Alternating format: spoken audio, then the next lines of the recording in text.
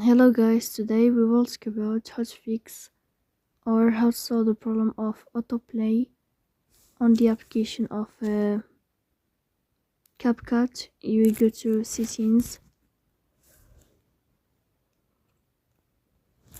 In this page we click on apps, default apps, app settings. On above you will search about CapCut and you will click. Here in this page of app info you will click on first stop and you will click OK.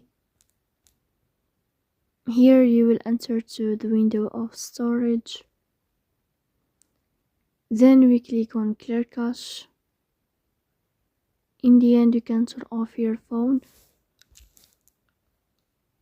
and you can restart your phone again, so please don't forget to support us by like and subscribe. See you next time and thank you for your watching.